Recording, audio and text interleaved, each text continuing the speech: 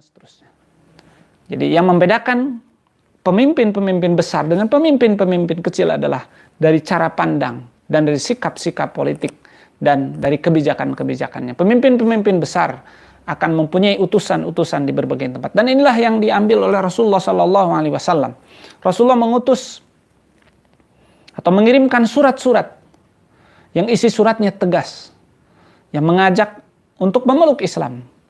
Bahkan bukan hanya kepada raja-raja yang berada di raja-raja biasa. Rasulullah mengirim surat itu kepada Raja Persia, ya, Raja Romawi, yang saat itu Persia dan Romawi adalah dua kerajaan, dua kekuasaan yang menguasai kehidupan di zaman itu. Mari kita lihat, misalnya Rasulullah SAW mengirim suratnya kepada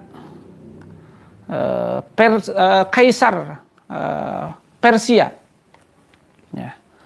Rasulullah SAW menuliskan suratnya yang berbunyi Bismillahirrahmanirrahim.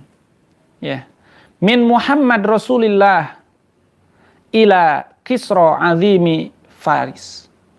Dari Muhammad utusan Allah kepada Kaisar pembesar Faris, Persia. Salamun ala manittaba'al huda. Ya, perhatikan kata perkatanya. Salamun ala manittaba'al huda, keselamatan. Ya, hanya akan didapat oleh orang yang mengikuti petunjuk. Ya, tidak membaca Assalamualaikum warahmatullahi wabarakatuh, karena orang yang akan membaca surat itu bukan orang-orang muslim, tapi dikatakan salamun ala manittaba'al huda. Ini adalah sikap izzah, sikap tegas Rasulullah SAW. Wa amana billahi wa rasulihi, dan orang yang beriman kepada Allah dan Rasulnya. Wa syahida alla ilaha illallah wahdahu la syarikalah wa asyhadu anna Muhammadar Rasulullah. Jadi sejak salam, dalam bentuk salamnya sudah menunjukkan ketegasan bahwa kata Rasulullah, keselamatan hanya bagi orang yang mengikuti petunjuk, beriman kepada Allah, beriman kepada Rasulullah SAW. Wa ad'uka bidu'aillah, dan aku mendakwahimu dengan dakwah yang diajarkan oleh Allah Subhanahu wa taala. Apa isinya? Fa inni ana Rasulullah ilan nasi kafah. Saya adalah utusan Allah yang diutus kepada segenap manusia, seluruh manusia. Li'unzira man kana hayyan, agar aku bisa memberikan peringatan, ya, ajaran, ya, kepada orang yang masih hidup. Wa yahiqqal qawlu 'alal kafirin, ya, dan agar bisa menjelaskan, ya, menghentikan kejahatan orang-orang kafir. Fa in tuslim taslam. Ya, fa in tuslim taslam. Kalau kamu masuk Islam maka kamu selamat. Ya. Ya, dan ini kadang-kadang kalimat ini difahami dengan fa in tuslim taslam. Kalau kamu tidak masuk Islam, diserang. Ya. Nah, sebenarnya bahasanya fa in tuslim taslam tadi itu. Keselamatan bagi orang yang mendapat petunjuk. Bagaimana mendapat petunjuk? Iman kepada Allah, iman kepada Rasulullah. Ya. Maka kalau kamu masuk Islam maka selamat. Yang selamat tadi itu. Wa in abaita fa inna ismal majusi alaik. Tapi kalau kamu menolak, kamu tidak masuk Islam, maka seluruh dosa agama Persia, kemajusian, orang tidak menyembah Allah, orang menyembah api, maka semuanya akan ditanggung oleh penguasanya. Jadi Rasulullah menyampaikan bahwa penguasalah sebetulnya yang bisa mengerahkan keberagamaan sebuah bangsa. Kalau kamu masuk Islam, kamu selamat. Kalau kamu tidak masuk Islam, maka kamu akan menanggung dosa seluruh penduduk atau seluruh bangsa yang mengikuti agama Majusi yang dipimpin oleh Kaisar Persia. Ya. Demikian surat yang dikirimkan oleh Rasulullah SAW kepada Raja Persia. Kepada kerajaan Mesir, yang saat itu merupakan Raja Mesir dan Alexandria, ya, yang dalam bahasa Arab ditulis dengan Raja Muqawqis, ya, atau Maqawqis.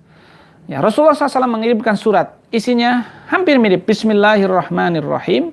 Min Muhammad abdillahi wa rasulihi ilal Muqawqis azimil Qibti, kepada Muqawqis pembesar Qibti. Ya. Salamun ala manittaba'al huda. Salamun ala manittaba'al huda fa inni ad'uka bidi'ayatil Islam. Saya ingin menyampaikan dakwah Islam. Aslim taslam. Masuk Islamlah maka engkau selamat.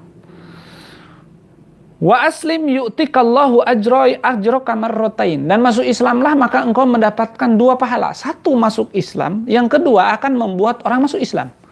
Jadi kalau tadi Raja Persia mengatakan kalau kamu tidak masuk agama Islam, maka engkau memikul dosa seluruh Raja Persia. Maka bagi para presiden, para raja, para pejabat tinggi, ketika dia melakukan dosa dan dicontoh oleh masyarakatnya atau tidak membuat kebijakan yang menghilangkan dosa, maka presiden itulah yang menanggung seluruh dosa yang melakukan dosa seluruh negara itu. Jadi kalau di Indonesia seorang presiden, seorang pejabat tidak melakukan usaha untuk melarang perzinahan, untuk melarang pemabukan, untuk melarang perjudian, untuk melarang kemaksiatan-kemaksiatan, maka presiden itulah yang menanggung dosa seluruh orang yang berdosa di negara itu. Na'udzubillah, summa na'udzubillah.